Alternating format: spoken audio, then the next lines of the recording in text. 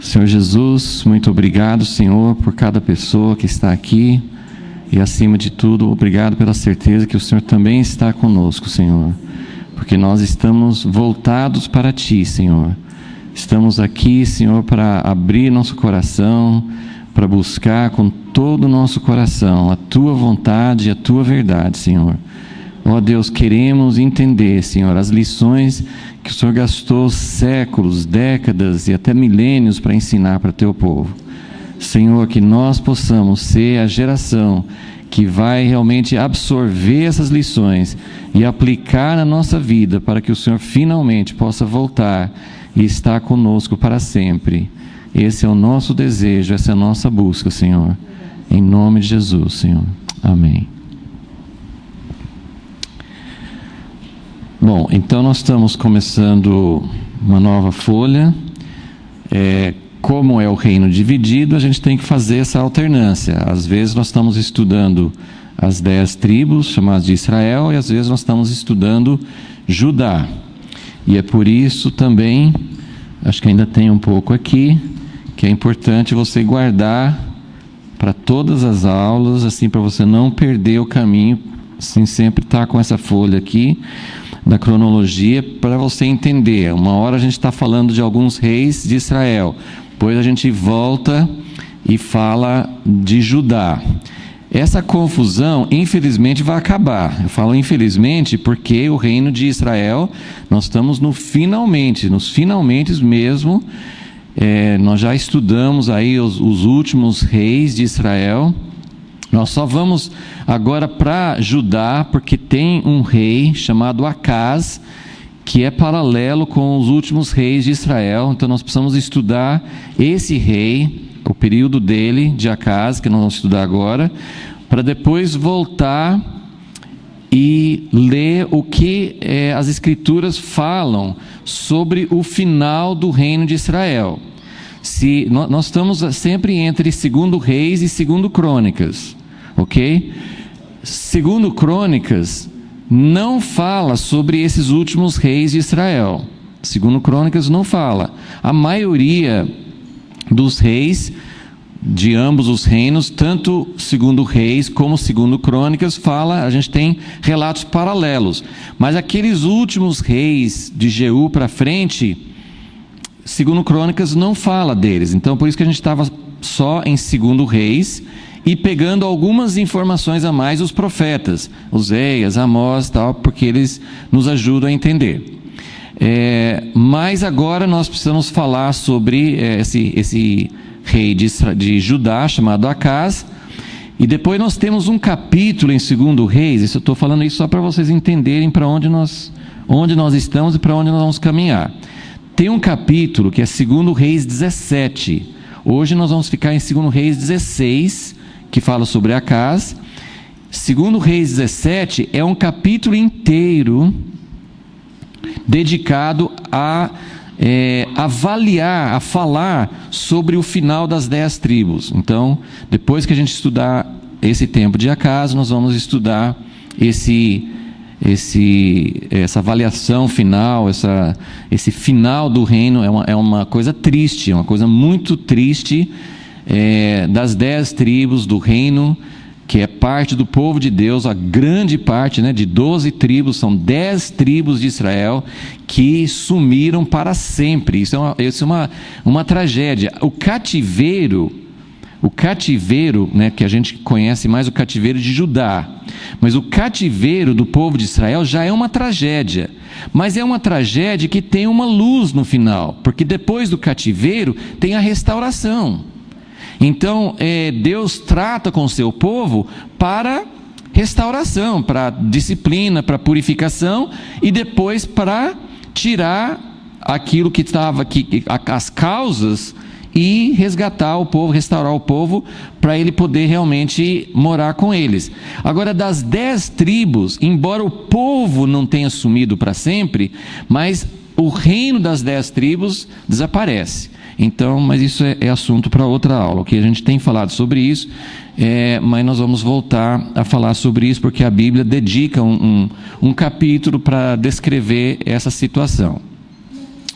Ok, então nós estamos aqui, eu coloquei aqui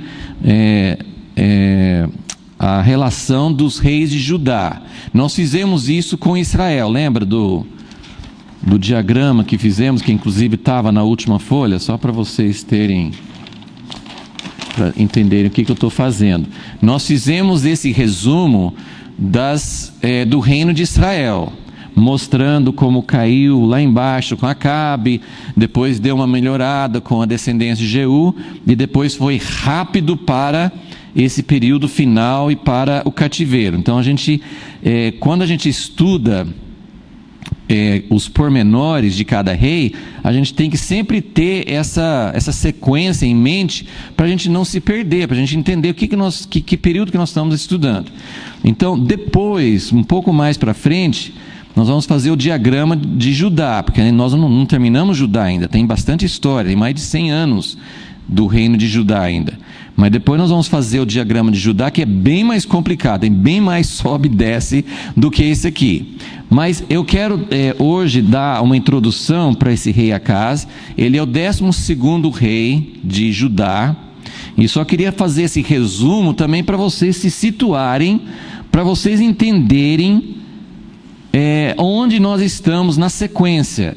Acaz, ele é contemporâneo com aqueles últimos reis, Menahem, Peca. Na verdade, ele é bem paralelo com Peca, que é o penúltimo rei de Israel, ok? Então, eu vou descrever aqui, depois eu vou te mostrar o diagrama até aqui. Então, só para lembrar rapidinho dos reis que nós já vimos até aqui. Quando dividiu o filho de Salomão, chamado Roboão, então nós temos aqui esses agrupamentos. Então, os primeiros 2 reis, Roboão e Abias, foram avaliados não como Davi. Lembra, em Israel, todos eram avaliados assim, andavam nos caminhos de Jeroboão, todos. E alguns eram piores ainda, porque Acabe e Jezabel conseguiram ser piores do que Jeroboão. Mas no reino de Judá tem várias avaliações. Normalmente eles eram avaliados com Davi que era o padrão. Nas 10 tribos, Jeroboão era um padrão ruim, que todos seguiram. Em Judá, o padrão bom era Davi. E nós já falei isso várias vezes, que tem 3 avaliações em relação a Davi. Não como Davi, de jeito nenhum. Como Davi, Asa e Josafá. Então os primeiros 2 não foram como Davi, nem mais ou menos, nem quase, nem 50%, nada. Eles não foram como Davi. Depois nós temos 2 em seguida que foram como Davi. Josafá, a Bíblia ainda fala que foi como Davi nos primeiros dias, quer dizer, ele nem fez o que Davi fez no pecado dele e Batseba. Então Josafá, ele teve seus erros também, mas Josafá foi um rei que foi como Davi. Aí nós temos 3 reis que lembra que a gente estudou como a era de Acabe, porque Jorão era genro de Acabe e Jezabel, que esse foi o grande erro do pai dele, de arrumar um casamento para ele com a filha de Jezabel. Então, aí nós temos a era de Acabe, que eles nem citam Davi. Então você tem não como Davi, e aí assim, nem coloca o nome de Davi no meio, cara. Esses aí foram como Acabe e Jezabel. Esses foram terríveis. Então nós temos Jorão, o irmão dele Acazias, o filho dele Acazias, e depois tem a esposa de Jorão, que é filha de Jezabel, que usurpou o trono por 6 anos, ok? Então esses 3 foram como Acabe e Jezabel. Eles andaram nos caminhos dos piores reis de Israel. Okay? Então nós temos esses 3 aqui. Depois, esse aqui é mais recente. Vocês vão lembrar que não faz tanto tempo, foi em 2016, que nós estudamos isso aqui. Nós temos 4 reis em seguida. Lembra que a gente falou bastante sobre isso? 4 reis em seguida que tiveram a mesma avaliação, que não totalmente como Davi. Eles não foram maus totalmente, mas também não foram bons totalmente. Eu sempre falo assim, para mim isso foi uma novidade, quando eu descobri que Deus tinha uma avaliação mais ou menos, que eu achava assim que era preto ou branco, quente ou frio, né? Mas assim, eles foram avaliados assim, geralmente eles começavam bem, terminavam mal, né? Jotão, que a gente não tem muita informação sobre ele, não fala nada de ruim que ele fez, mas os outros, principalmente esses primeiros dois, parece que tem coisas assim, pesa mais. Se eu fosse pesar, parece que pesa mais coisas ruins do que coisas boas, mas eles começaram bem, né? Uzias foi um rei até certo ponto muito bom, mas aí ele entrou, lembra? Ele entrou, quis ser sacerdote, ficou leproso, então foi uma coisa muito séria que ele fez. Então, nós temos esses 4 reis que, esse é o pano de fundo para nós agora, porque agora entra Acaz, que, quando a Bíblia não fala qual deles que foi pior. No reino de Israel, o pai de Acabe tinha sido o pior de todos até então, Onri. Fala assim, ele foi pior do que todos. Mas depois Acabe conseguiu ser pior do que o pai dele. Então a avaliação bíblica de acordo com a avaliação bíblica, Acabe foi o pior rei do reino do norte, do reino das 10 tribos. Agora, em Judá, a Bíblia não fala qual foi o pior. Nós temos esses 3 aqui, que andaram nos caminhos de Acabe e Jezabel, foram terríveis.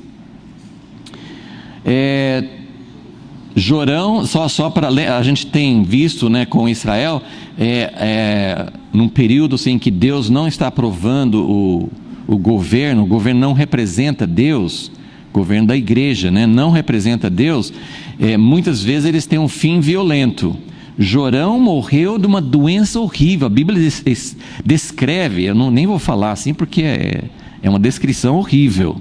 Ele sofreu horrores e teve uma morte assim horrenda, assim, seria quase o inferno morrer como ele morreu, uma doença dada, e Deus deu muitas chances para ele.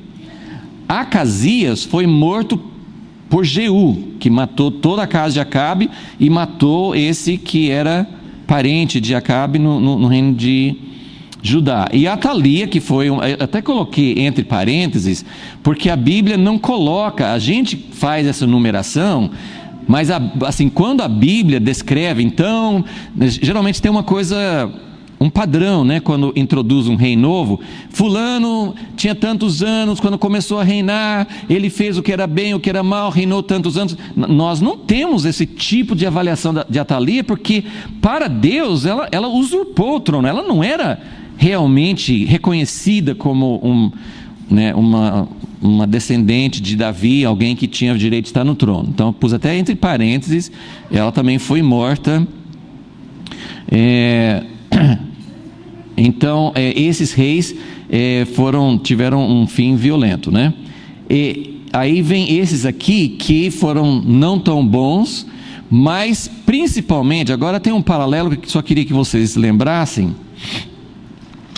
Deixa eu voltar para esse diagrama aqui, para vocês lembrarem como no reino de Israel, Jeroboão, descendente de Jeú, ele chegou a esse pico aqui, de poder, de prosperidade, de tudo indo bem, assim, governou 40 anos, então ele teve um reino longo, um reino próspero, mas depois dele, como ele não atendeu às advertências de Deus, o declínio veio muito rápido, a queda foi brusca.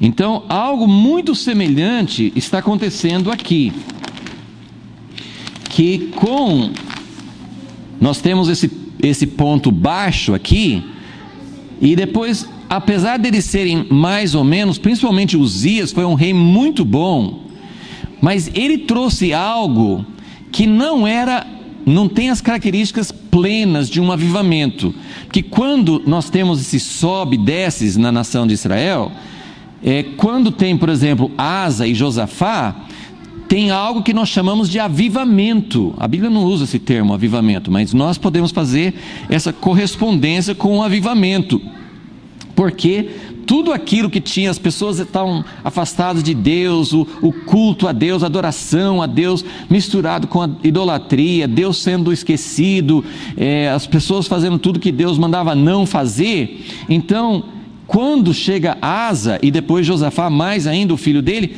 eles levam o povo para se voltar para Deus, para arrependimento, e tem a presença de Deus, tem coisas tremendas acontecendo, não só prosperidade, que Josafá, ele foi um rei que governou, que tinha domínio, que tinha impacto no mundo, que tinha aquilo que Deus queria, mas não era só essa questão dele ter assim, um domínio, um governo maravilhoso, e Deus abençoando, e Deus trazendo prosperidade, Deus multiplicando, que muitas vezes, hoje na igreja, é o que nós achamos que significa que Deus está conosco. Então, com Uzias aconteceu algo que depois de todo esse declínio aqui, depois de 2 reis mais ou menos, Uzias, ele tem um governo também como Jeroboão muito abençoado. Ele tem poder, ele vence batalhas, ele tem prosperidade, ele tem criatividade, então tem toda uma descrição que nós já estudamos, que ele faz muitas coisas, e Jotão continua, o filho dele continua mais ou menos na mesma linha, e de repente entra Acaz, e a coisa vai quase para o fundo do poço. Acaz é rei durante 16 anos, só 16 anos, claro, 16 anos até é bastante tempo, mas comparado com outros reis, não foi um governo longo, mas em 16 anos ele conseguiu perder quase tudo. Então até fiz então o diagrama do sobe e desce aqui. Esse aqui então é parcial, que depois, quando nós chegarmos no fim do reino de Judá, nós vamos ter um diagrama um pouquinho mais complexo, vai ter mais sobes e mais desces, tá? Acaz não é o fim, mas quase foi, porque ele chega a um ponto que vocês vão ver aqui, que chega a ser pior do que os reis de Israel, porque nós vamos ver daqui a pouquinho, já está na sua folha aí. Acaz faz algo que a gente não tem notícia de que as 10 tribos fizeram. Então é algo muito, muito sério, e passou muito perto de Deus colocar. É interessante que isso está acontecendo paralelamente, está nos últimos suspiros das 10 tribos, e a Síria, que é essa potência que a gente tem estudado recentemente, a Síria, que está engolindo as 10 tribos e outras nações em volta, quase engole Judá junto, assim, passou muito perto. Então esse é o pano de fundo, é esse aqui que a gente precisa entender para a gente agora começar a estudar quem é Acaz e o que aconteceu com ele, ok? Todo mundo pronto? Pronto, posso dar uma prova sobre os nomes, sobre os... Quem foi o 8º rei, quem foi o 9º rei, né? Tal, assim, tem que saber tudo isso aí, né? Quem que era o Joás de Judá, quem que era o Joás de Israel, né? Tem que saber essas coisas, viu? Ok, vamos abrir então. Só um fato importante para vocês entenderem. Normalmente, como eu falei, assim, muitos dos reis, muitas das histórias desse período, nós temos 2 relatos. Aí tem algumas coisas, como eu expliquei, que algumas coisas que não tem, por exemplo, em 2 Crônicas. Mas na maioria dos relatos nós temos 2 Reis e 2 Crônicas, ok? Maioria dos relatos. Em alguns casos, nós vamos ter 3 relatos. De onde que vem o 3º relato? Que nós temos 2 Reis, nós temos 2 Crônicas, mas nós temos também profetas. E tanto é importante que até quando, sabe aquela frase que geralmente tem no fim? Se você quiser saber mais, né, hoje tem os rodapés que você procura na internet, ou você procura nas grandes bibliotecas, e você tem. O duro desses rodapés que tem no livro de Crônicas e Reis, que não tem. A gente não tem mais esses documentos. Esses documentos, a maioria, né, acabou. Mas muitos relatos que eram fonte, quem compilou essas histórias de reis e crônicas, pegou de registros. E alguns dos registros foram feitos pelos profetas. E isso é muito importante, eu sempre acho importante frisar isso, que a pessoa que realmente pode interpretar a história, que, gente, hoje se você for estudar a história, você vai ficar, nós temos muitas informações, principalmente sobre épocas mais recentes, épocas mais antigas a gente não tem tantas informações, mas existem pesquisas arqueológicas e tudo. Mas uma coisa assim, muito assim, os próprios historiadores afirmam que o relato da história depende de quem está escrevendo. Infelizmente, nós não temos um relato objetivo. Não existe. E, gente, eu vou mais longe. As coisas que acontecem contemporaneamente, as coisas que você lê nos jornais e que você vê na televisão, não tem relatos objetivos. Alguém está escrevendo com uma visão, com uma perspectiva, e quando ele coloca os fatos, ainda que ele fale, eu estou colocando os fatos de forma objetiva, ele está omitindo coisas porque ele quer mostrar o ponto de vista dele, e ele quer provar o ponto de vista dele. Então, quando você, mesmo assim é impossível achar, né, eu fico às vezes muito desanimado, porque assim, eu queria saber a verdade, eu queria ouvir os dois lados. Sabe aquela história que para você entender, alguém vem e fala assim, fulano está fazendo assim, assim, assim. Às vezes um casal, você vai aconselhar um casal, a esposa vem e fala assim, meu marido é isso, isso, isso, isso. Calma, escute o marido. Ele vai contar uma história totalmente diferente. Então isso acontece nos fatos. Alguém conta, e eu fico às vezes, eu queria tanto saber como é que era mesmo, como é que quem poderia dizer, mas no mínimo, sabe o que a gente tem que fazer? Ouvir os dois lados. Mesmo assim você não tem certeza absoluta, mas você vai pelo menos ganhar uma visão um pouquinho mais completa. Então, se você tem uma perspectiva política e escuta só de um lado, sinto muito dizer, você vai perder muitos fatos. Você tem que escutar coisas da internet. Não publique, não compartilhe sem ver o outro lado primeiro. É impressionante como uma história que é passada, fulano fez isso, olha que absurdo. E você vai escutar, você vai pesquisar na própria internet, você vai descobrir outro lado da história. Pode ser uma coisa absurda, que as pessoas fazem coisas absurdas, né? Claro que tem coisas absurdas, mas você precisa entender o lado. Então, o profeta de Deus tem uma perspectiva de Deus para escrever a história. E aí nós temos algo diferente. Então, muito, muito importante, quando nós temos, lógico que os próprios reis, os relatos bíblicos são relatos inspirados por Deus, mas quando a gente tem um relato do profeta que ajuda a ver, ele vê coisas que só o historiador em si muitas vezes não via. Então, muito, muito importante a gente ter isso. Então, na história de Acaz, nós temos 3 relatos. O relato profético não é bem um relato completo, mas ele foca numa parte da história de Acaz, é o profeta Isaías. Então, no caso de Acaz, e outra coisa interessante, os relatos são bem diferentes um do outro, então a gente tem que pegar tudo isso aqui. Então, isso é mais ou menos uma visão geral para você entender o que nós estamos estudando. Ok, na sua folha de esboço,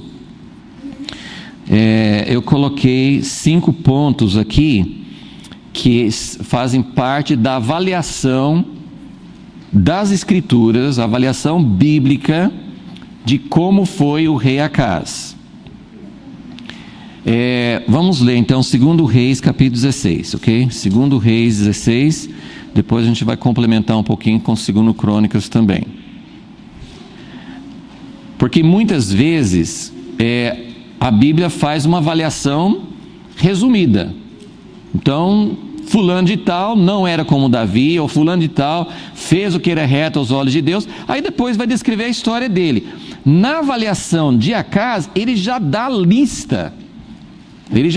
Depois a história vai ficar um pouco pior, né? Mas na avaliação ele já coloca uma lista de coisas que Acaz fez, ok? Então, 2 Reis 16, versículo 1. No 17º ano de Peca, filho de Ramalias, esse é o penúltimo rei de Israel, começou a reinar Acaz, filho de Jotão, rei de Judá.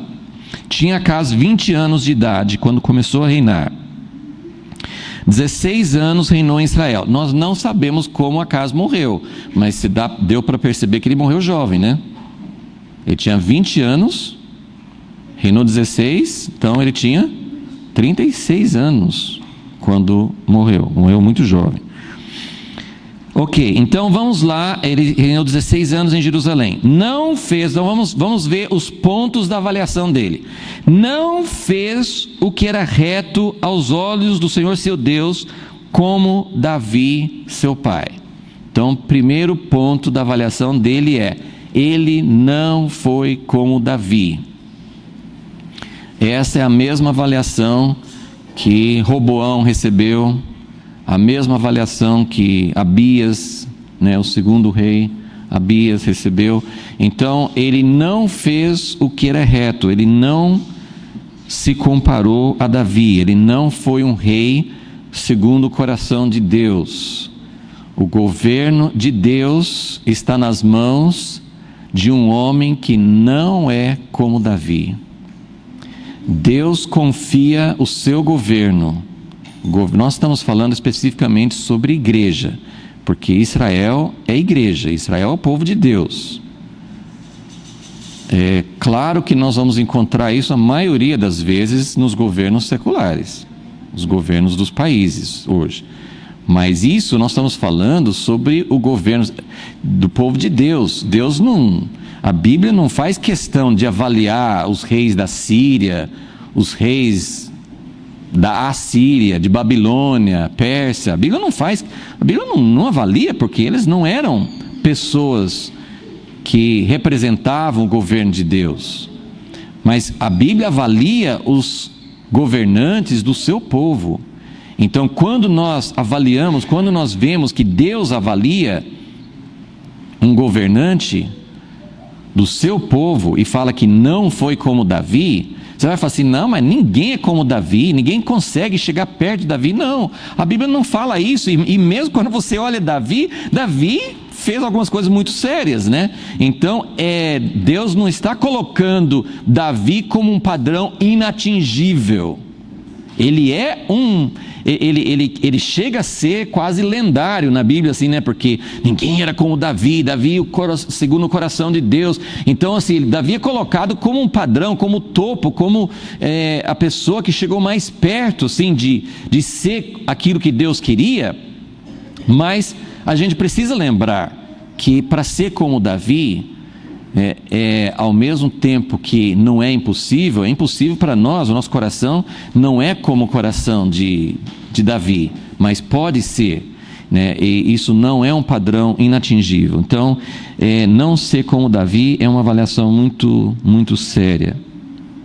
Versículo 3: não só ele não era como Davi, mas ele andou no caminho dos reis de Israel. Ok, vamos lembrar, eu já repeti isso provavelmente centenas de vezes já, né? Mas a gente precisa sempre lembrar disso, porque é um pouco difícil de aplicar isso hoje. Lembra que nós estamos estudando o reino dividido, e que a gente está colocando o que é essa grande divisão no meio do povo de Israel, que representa uma grande divisão no meio da igreja. Tem várias aplicações que podem ser feitas. A grande divisão na igreja é entre judeus e gentios. E existem outras, existe uma grande divisão entre católicos e evangélicos. Mas nós estamos vendo de um foco. Eu sempre falo assim, eu não estou mostrando a única aplicação, dessa situação. Estou oferecendo uma possível aplicação dessa grande divisão entre Israel e Judá e o pecado de Jeroboão. Então nós estamos dizendo que as 10 tribos, o sistema de Jeroboão, representa uma institucionalização da igreja que forma um sistema que é paralelo com o sistema de Deus e se espelha em algumas coisas, né? A gente sempre tem mostrado como Jeroboão, ele tinha sacerdotes, mas não eram levitas. Ele tinha festa no 8º mês em vez de fazer no 7º mês. Ele tinha um lugar, em vez de um lugar, ele tinha 2 lugares, né? Então, ele tinha um sistema paralelo e o grande objetivo era: não deixe o povo voltar para Jerusalém. Então, se Jerusalém representa a base de unidade da igreja, como que Deus propõe unir o seu povo? Através da cidade de Jerusalém, a cidade de Jerusalém que representa a casa de Deus, o trono de Deus, o sistema de Deus, aquilo que Deus ordenou, o governo de Deus, né? Então, esse sistema das 10 tribos é um sistema paralelo. E Judá, embora tenha também esses sobes e desces, Judá teve vários avivamentos verdadeiros. Nós temos assim, até agora, o único período de avivamento que teve em Judá foi esse aqui de Asa e Josafá, porque esse outro aqui, como eu falei assim, não teve arrependimento, não teve um mover de Deus, simplesmente assim as coisas melhoraram, e isso acontece muito nas igrejas hoje.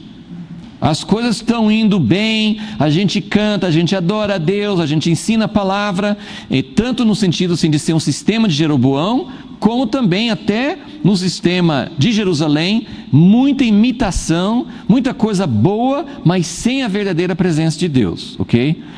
Mas depois de Acaz, alguém sabe quem é o filho de Acaz?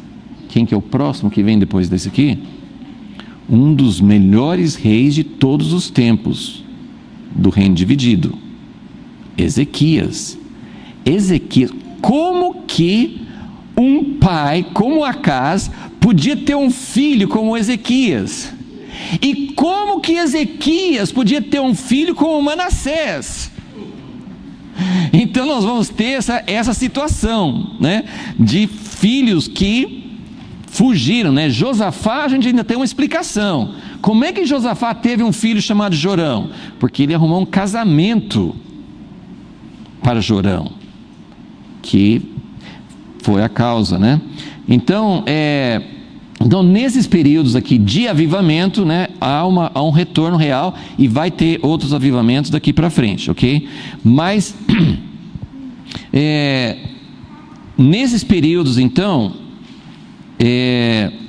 Acaz, então voltando aqui, Acaz tem, primeiro, ele não é como Davi. Segundo, ele anda nos caminhos dos reis de Israel. Quais são os caminhos do rei de Israel? O principal é o sistema de Jeroboão, mas Acaz, ele não vai para o sistema de Jeroboão. Por quê? Ele não precisa ir para o sistema de Jeroboão, porque ele está em Jerusalém. Ele não tem razão para impedir o povo de ir para Jerusalém, porque ele está em Jerusalém. Então, gente, eu não sei aplicar isso de uma forma perfeita. Eu estou buscando. Acho que é muito importante a gente entender que o sistema de Jeroboão, e para você fazer essa linha, né, no Velho Testamento as coisas eram muito separadas. Então tinha as 10 tribos e tinha Judá e Jerusalém, era muito clara a linha que demarcava.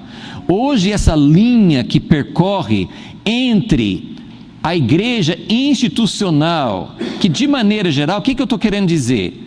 Que Judá representa o povo de Deus que existiu em todas as épocas da história da igreja, todas as épocas da história da igreja, mesmo quando parecia que só tinha a igreja católica, depois do ano 1000 e pouco, tinha a igreja católica e ortodoxa, mas durante todo esse período que tinha uma igreja muito forte, muito institucional, que dominava o cristianismo, mas sempre houve dentro da Igreja Católica e fora da Igreja Católica, grupos de pessoas que estavam muito próximas a Jerusalém. Então, como eu falei assim, a linha que demarca essa separação é muito mais difícil hoje. Não é tão fácil como dizer assim, a Igreja Católica, ou hoje mesmo algumas igrejas históricas protestantes, ou mesmo neopentecostais, algumas igrejas mais institucionais são o sistema de Jeroboão. As igrejinhas independentes são Judá. Não é assim não. Ou os grupos que saíram de tudo, os grupos que saíram de Babilônia, que formaram grupos independentes. Então não é muito fácil da gente fazer essa linha. E lembrando que, mesmo nessa linha que é Judá, mesmo nessa linha que é do povo que está mais próximo, que está buscando a Deus, que está muito mais próximo daquilo que Deus queria, muito mais próximo do centro de Jerusalém, muito mais próximo da essência de igreja. Em todas as épocas, você pode voltar na história da igreja, tinha pessoas sinceras buscando a Deus e dizendo: Deus, o que é a igreja de verdade? O que é a igreja? O que é o povo que o Senhor escolheu? Como que é essa história? Como que é a nossa prática? Então essas pessoas, eu estou falando assim mais de uma linha geral, essas pessoas representam, esses grupos, essa busca por Deus, representa Jerusalém, porque são pessoas preocupadas em como achar aquilo que Deus realmente queria. E sempre houve, durante toda a história da igreja, sempre houve pessoas, grupos, gente que estava buscando a Deus com todo o coração.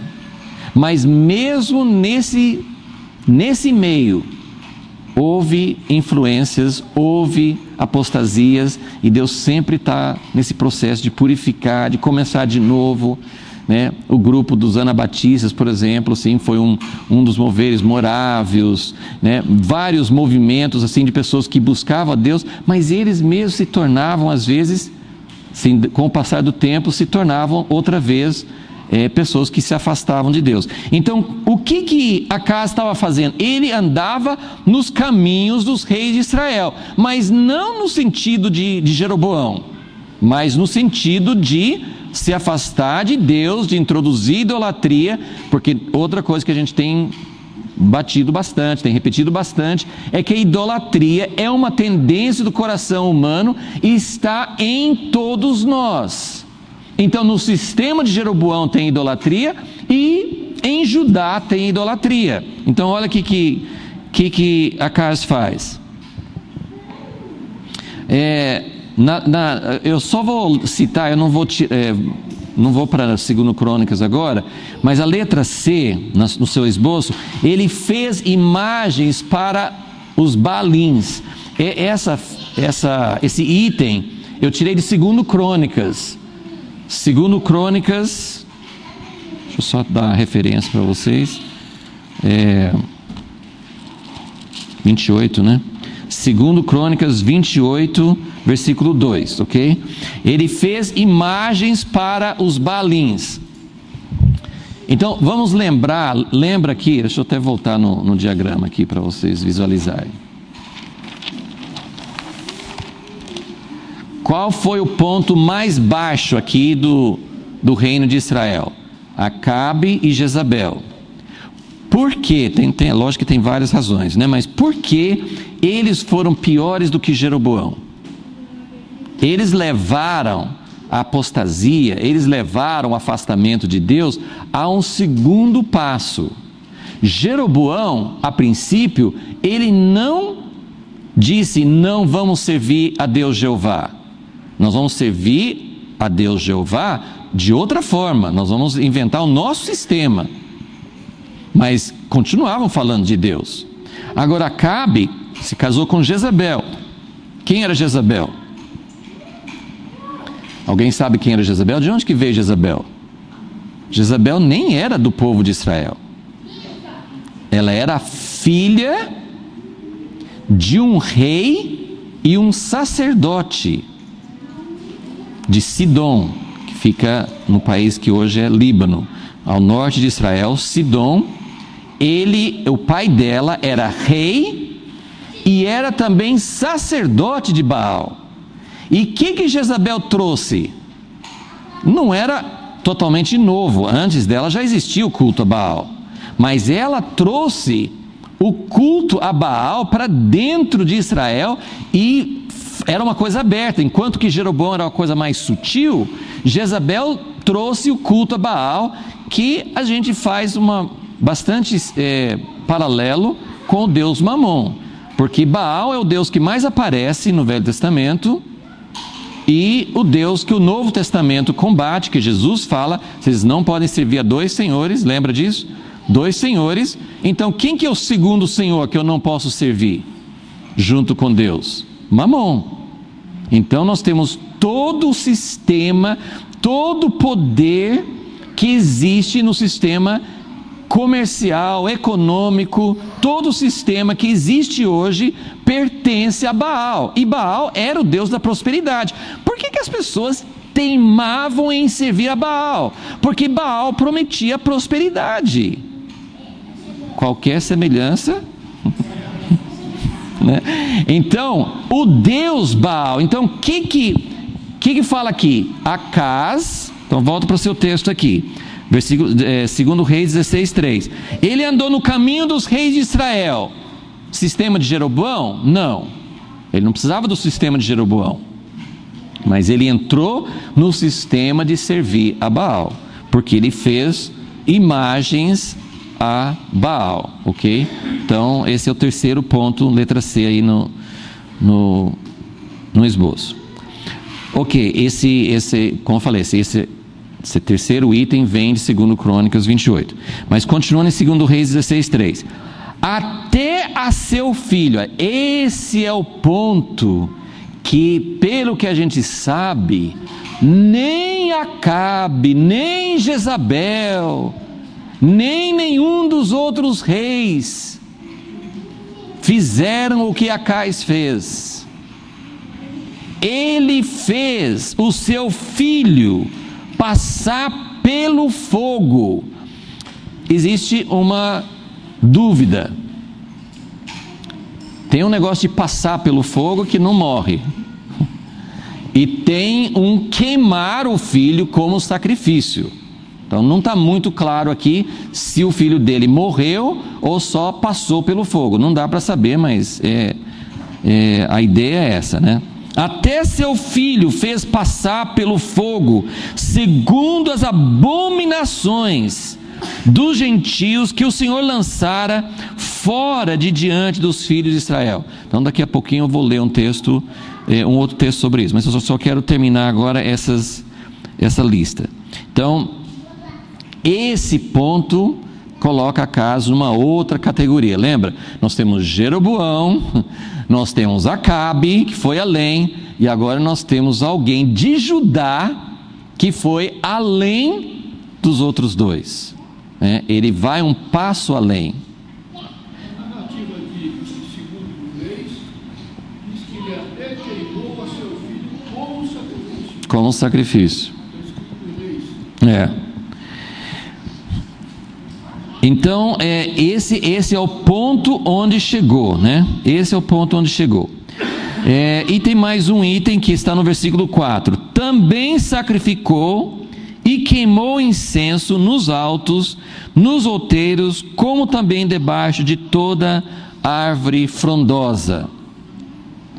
Qual que era o problema? Tinha até alguns reis bons que tinham altos, lembra? A gente já também estudou sobre os altos. Esse é uma outra coisa pagã, é um costume pagão, que Deus já tinha avisado antes. A gente já leu esses textos. Quando o povo ia entrar na terra prometida, Deus avisou: cuidado, não faça como, vocês vão entrar, vocês vão pegar casas feitas, vocês vão pegar lavouras, vocês vão pegar pomares, vocês vão pegar muita coisa, vocês vão herdar muita coisa boa lá, só não imite o que eles fazem, porque eles adoram debaixo de toda a árvore. Tinha aquela coisa de Azerá, que era um poste ídolo, que tinha a ver com as árvores, tinha os outeiros, os lugares altos, O que entre várias coisas, que eu não vamos voltar assim a entrar todo o significado dos altos, mas só queria mostrar assim, qual que era a resposta de Deus para muitos altos e muitos lugares. O que Deus fala assim? Vocês não vão fazer assim. Como é que vocês vão fazer? Vocês vão escolher um lugar. Um lugar. Não é um lugar em cada cidade. Um lugar na nação inteira. Um só lugar. Isso representa unidade, representa o único Deus. Isso não é cada um fazendo como quer, onde quer. Então, por isso que muitas vezes houve reis, como no tempo de Josafá, falaram assim, o povo servia a Deus, mas eles continuavam nos altos. É aquela situação que existe muitas vezes na igreja hoje também, das pessoas buscarem a Deus, mas do jeito deles, é quase igual ao sistema de Jeroboão, está parecendo o sistema de Jeroboão, que é um sistema alternativo, não é do jeito que Deus mandou. Nosso coração, irmãos, tem que arder, não por querer, sabe assim, nesse anseio de fazer a vontade de Deus, eu quero fazer exatamente como a Bíblia manda. Eu fui criado nisso. Quando eu nasci, meu pai estava nessa busca já há muito tempo, e então tinha o que eles chamavam assim, Igreja do Novo Testamento, os grupos nos lares, muda os nomes, mas as coisas continuam mais ou menos com essa mesma ideia, a mesma motivação. E o grande anseio era, nós temos que descobrir na Bíblia, no livro de Atos, nas epístolas do Novo Testamento, nós temos que descobrir exatamente como que fazia. No Novo Testamento, essas coisas são válidas, muitos princípios que eu fui criado escutando, eu acho válidos até hoje. Mas eu me lembro, já era acho que era já um jovem adulto, quando foi o livro A Patrola de Deus, que está à disponibilidade de todos até hoje, é um livro maravilhoso. Mas uma frase naquele livro, eu lembro o impacto que fez sobre meu pai, sobre todos nós, que ele falou assim, gente, não existe igreja do Novo Testamento sem pessoas do Novo Testamento. Vocês não vão restaurar a igreja tentando seguir um modelo. Para funcionar o modelo de Deus, tem que ter transformação, a palavra. Isso mudou o rumo, o ministério, mudou muita coisa na vida do meu pai, e até hoje é um princípio que a gente tem entendido, que existem coisas claras na Bíblia, que como que Deus quer. Agora, você vai achar na Bíblia, para o século 21, que jeito que Deus quer os instrumentos musicais, por exemplo? Você vai conseguir achar isso no Novo Testamento? Você vai conseguir achar que jeito que deve ser o culto? Você vai achar a liturgia certa? Você vai achar... Então tem muitas coisas que nós não temos um modelo claro. Mas o que eu quero dizer para vocês, para todos nós, nós temos que ter um anseio para voltar para Jerusalém. Não é um modelo exterior, não é essa igreja do Novo Testamento feito certinho de acordo com todas as coisas, porque envolvem outras coisas também, mas envolve sim uma busca.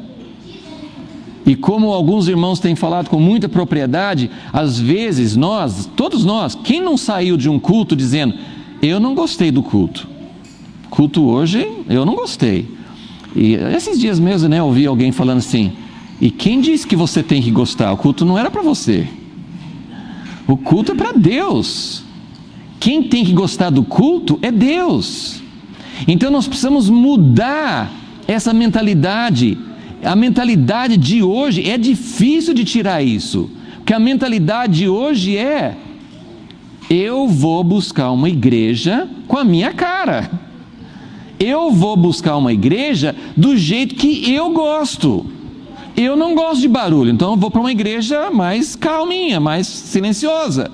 Eu não gosto de uma igreja que enfatiza demais missões, então eu vou para uma igreja que enfatiza a profundidade da palavra. Ou eu quero uma igreja que faz muito serviço social, que abençoa. Então a gente vai para a igreja que tem aquilo que a gente gosta. Mas a igreja não é para nós. A igreja é para agradar a Deus. Mas a busca tem que ser, nós temos que buscar, não esses queimar incenso nos altos, nos outeiros, debaixo de toda a árvore frondosa, todo mundo fazendo, dentro dessa confusão que nós vemos hoje, ok? Então eu só vou ter tempo para ler um pouquinho sobre essa questão desse ponto máximo que Acaz chegou, de oferecer o próprio filho, de passar pelo fogo, ok? Em linhas gerais, antes de ler esse texto, de ler alguns textos, esse ponto, nós vamos ver que foi o ponto que fez com que Deus expulsasse as outras nações, os cananeus que habitavam na terra de Canaã. Foi por isso que ele expulsou. Nós vamos ler isso. Mas foi por isso que ele expulsou. Porque eles estavam fazendo isso. Eles estavam oferecendo os filhos em sacrifício. Então, qual é o ponto quando nós pensamos? Vamos ler em Juízes. Eu acho que é bom a gente ler esse texto antes de colocar essa consideração. Eu quero que vocês vejam aqui, e nós precisamos não ter eu não estou procurando desenvolver, incentivar uma atitude de crítica, de desprezo pela igreja. Eu preciso sempre falar isso, porque é uma tensão. A gente pode ficar, né, esses dias mesmo a gente participou de uns cultos, Deus agindo, Deus curando, uma igreja muito grande em Campinas, e aí eu até voltei pensando, gente, como que é a igreja, como é que Deus vê a igreja hoje? Porque ali estava todo mundo exuberante, Deus está agindo e multiplicando, e o Espírito Santo e tal, e a gente às vezes olha para a igreja e pensa, não, a coisa está ruim, está com idolatria, divisão, governo humano. Então como que é? A gente precisa manter essa tensão, porque Deus tem um povo maravilhoso em todas as partes, tem nas igrejas evangélicas, tem na igreja católica, tem fora das igrejas. Deus tem muita gente, Deus está agindo, e você não pode falar que Deus não está agindo hoje. Deus está fazendo. Eu vi um cara falar de púlpito, eu posso questionar se foi verdade ou não, mas eu não tenho razão para dizer que ele está mentindo.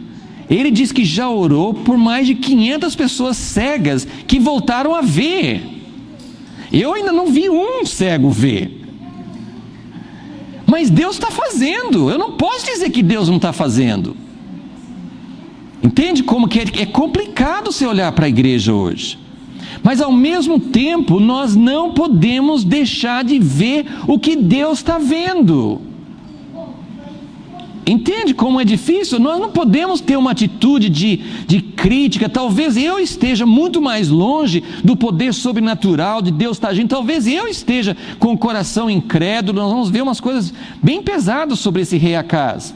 Ele não quis acreditar. No livro de Isaías, só dando um spoiler, né? Assim, para falar antes do momento que a gente vai falar sobre isso. Isaías chega para casa, esse homem que já estava fazendo tudo isso que nós vemos na Bíblia. Isaías chega com a palavra de Deus e fala assim: Deus vai libertar você dos invasores. Peça um sinal para Deus. Está em Isaías 7.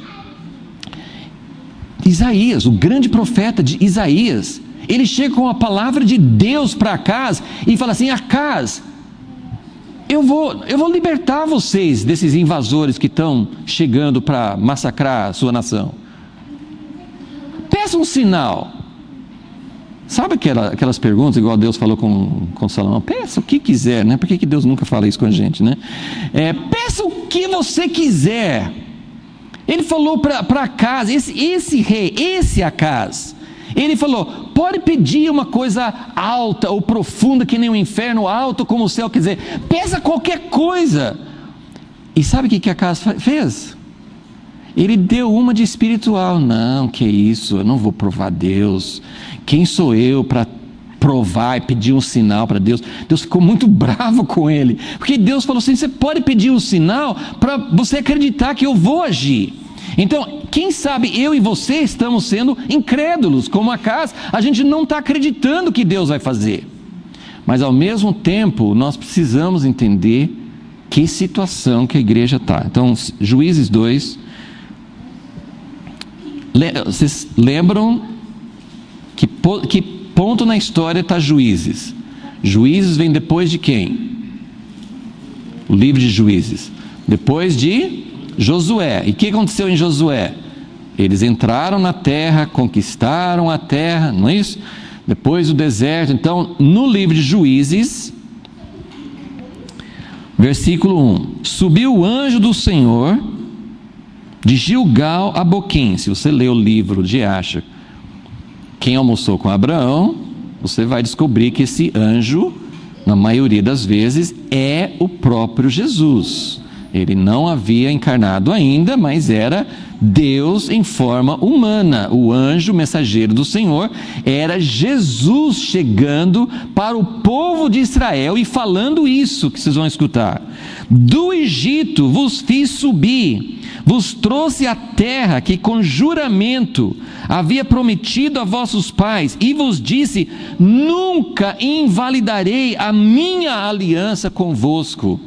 Deus fez uma aliança. Ele está falando assim: eu tirei vocês do Egito e fiz uma aliança. Lembra? A aliança de Sinai, no deserto. Deus fez uma aliança e falou assim: essa aliança eu não vou invalidar. Isso aqui não é uma aliança que vai acabar. Mas não fareis aliança com os moradores desta terra, antes derrubareis os seus altares. Mas vós não obedecestes a minha voz. Por que fizestes isto? Pelo que também eu disse: não os expulsarei de diante de vós, antes serão vossos adversários, os seus deuses vos serão por laço. Tendo o anjo do Senhor acabado de falar essas palavras, o povo levantou a voz e chorou, ok? Então, mais um texto em Deuteronômio, e depois eu vou já encerrando. Deuteronômio 18.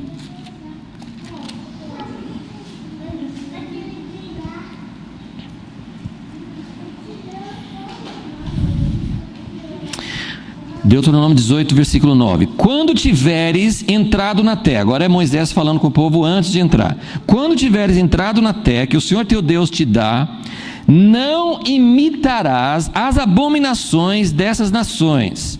Não haja no teu meio quem faça passar pelo fogo o filho ou a filha, nem adivinhador, nem prognosticador, nem agoreiro, nem feiticeiro, nem cantador, nem necromante, nem mágico, nem quem consulte os mortos. Então a gente não sabe, até quem sabe eu descubra algum fato assim que ligue. Eu pelo menos eu não sei muito sobre os cultos, sobre as religiões, as práticas religiosas desse povo cananeu. Mas ele está ligando passar pelo fogo com todas essas formas de espiritismo, né? de consulta dos mortos, de profecias, de adivinhar o futuro, essas coisas assim, né? Versículo 12: o Senhor abomina todo aquele que faz essas coisas. É por causa dessas abominações que o Senhor teu Deus expulsa essas nações de diante de ti. Serás perfeito diante do Senhor teu Deus. As nações que hás de possuir dão ouvidos a agoreiros e adivinhos, mas a ti o Senhor teu Deus não permite tal prática. Ok, então eu vou só colocar essa semente, a gente vai desenvolver mais um pouco, se Deus quiser, mas só mais ou menos uma ideia para a gente entender o que a casa está fazendo, que ponto que está chegando o povo de Deus. Por que Deus levou a nação de Israel para a terra de Canaã? Se você for voltar na história, isso também assim, é algo que talvez nem todo mundo, talvez não tenha uma prova conclusiva, né? Mas nosso irmão judeu messiânico, o Asher, é um que acredita que o Jardim do Éden estava ali na região de Jerusalém.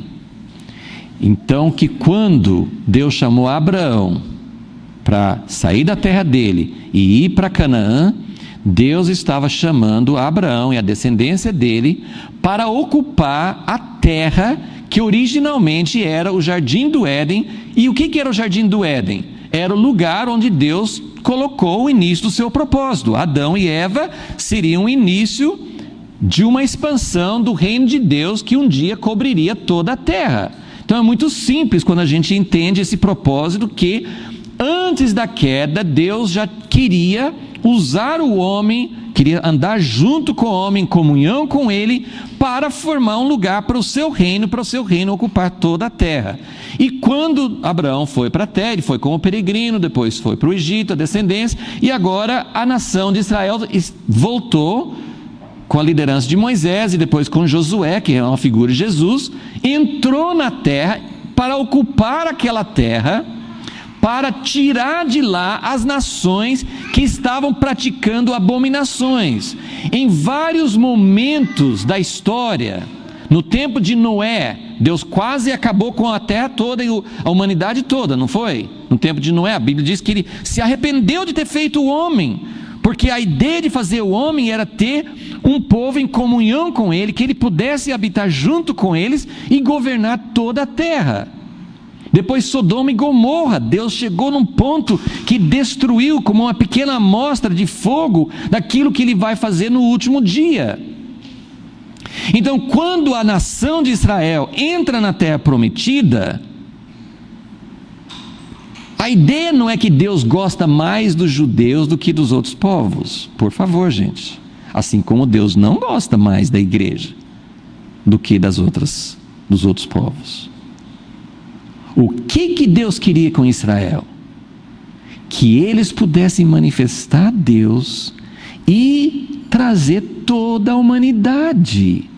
A expulsão dos cananeus era simplesmente para desalojar práticas que poderiam trazer o fogo de Deus sobre toda a terra e Deus ter a sua base, como o Jardim do Éden, agora a nação de Israel. Agora não é mais a nação de Israel nesse momento da história, é a igreja. Deus quer um ponto na terra. Quando Jesus voltar, a segunda vinda de Jesus, por que Jesus não voltou ainda? Porque ele não tem um lugar para ele habitar, para ele dizer: esse é o meu povo, esse é o meu trono, eu posso governar no meio desse povo para trazer todas as nações para o meu reino. Entendeu? Então Deus falou assim: vocês vão entrar naquela terra, porque aquelas nações chegaram. Lembra que Deus falou com Abraão também assim: eu não vou te dar essa terra agora, porque as nações não encheram o cálice das abominações ainda. Então não tinha razão para Deus tirar as nações no tempo de Abraão. Então, o que Deus está querendo? Deus quer um povo que não vai fazer segundo as abominações, ok? E um ponto final para entender isso: qual é o ponto máximo que faz Deus falar assim: não, eu estou suportando, estou dando chance, eu quero que todos venham? Qual é o ponto em que Deus fala assim: não, agora não dá mais, agora meu juízo tem que vir mesmo? Qual é o ponto? Quando as nações oferecem, quando os povos oferecem os próprios filhos, queimam os próprios filhos, oferecem os próprios filhos a deuses falsos. Esse é o ponto em que Deus fala: não dá mais, não dá mais. E agora liga isso com o grande profeta Elias, que Deus promete que vai trazer antes da volta de Jesus. De acordo com Malaquias, o que Elias vai fazer? Ele vai tornar o coração dos pais aos filhos e dos filhos aos pais, para preparar, através dessa ligação entre as gerações, entre os pais e os filhos, os pais realmente não oferecendo os filhos a deuses falsos, mas oferecendo os filhos ao Deus verdadeiro, que não quer consumir, que não quer matar, né? Os deuses falsos chegam, eles têm até essa figura, né? O deus Moloque, né? No Velho Testamento, eles faziam, ele era uma imagem feita de pedra, com uma boca muito grande, dentro era oco, eles colocavam lenha, colocavam fogo enorme e jogavam uma criança dentro daquele forno de fogo para queimar. Então, imagina, gente, o ponto de degradação de pais oferecerem os próprios filhos para ganhar prosperidade, para ganhar favor. Como assim? Gente, o que é isso? O que está acontecendo hoje? Para quem que o mundo, a sociedade está oferecendo a nova geração? Aonde? Que são os deuses falsos?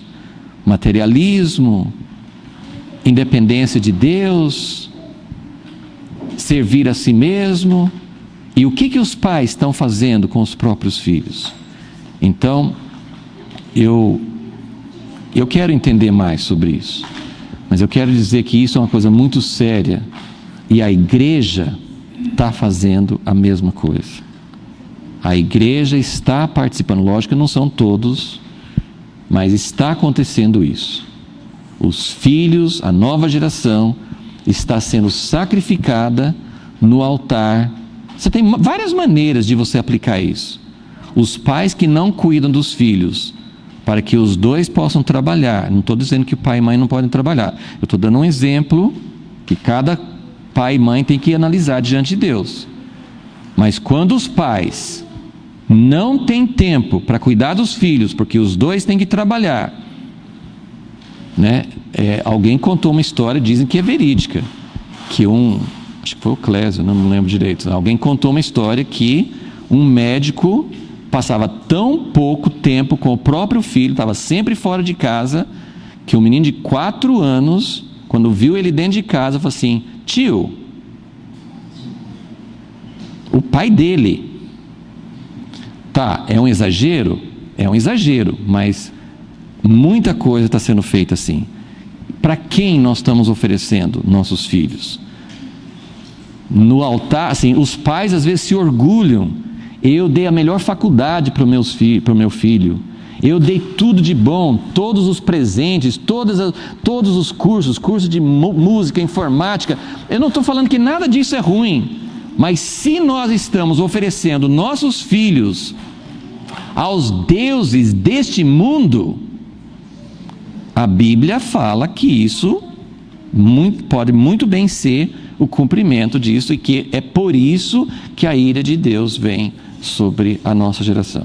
Então é um sinal de alerta. Acho que a gente precisa entender bastante sobre essa ira de Deus e sobre o que Deus realmente coloca como prioridade. Senhor Deus, nós não somos, de maneira nenhuma, nós não somos autoridades, nós não sabemos muitas coisas. Nós estamos aqui como pessoas que estão buscando a Ti, querendo entender os Teus propósitos. Como nós oramos no início, nós queremos entender aquilo que o Senhor ensinou em épocas passadas. Por que nós precisaríamos repetir os mesmos erros? Hoje nós não temos essas coisas visíveis, o Deus Moloque, o Deus Baal, mas nós temos os mesmos princípios, nós temos as mesmas coisas acontecendo na nossa sociedade, as mesmas coisas que entristecem o teu coração, que contaminam a igreja, que nos afastam de ti, Senhor. E nós pedimos, Deus, como o Senhor sempre foi fiel, como o Senhor sempre enviou advertências, como o Senhor sempre chamou teu povo, vez após vez, voltem para mim. Nós queremos ouvir, Senhor, nós queremos buscar o verdadeiro avivamento, Senhor, para que o Senhor possa agir no nosso meio, e para que o Senhor encontre um lugar, a terra de Canaã, nossa terra, a terra onde nós estamos, o lugar onde nós estamos, que nós possamos ser o lugar para onde o Senhor possa voltar. Isso nós queremos e nós ansiamos, em nome de Jesus, Senhor. Amém.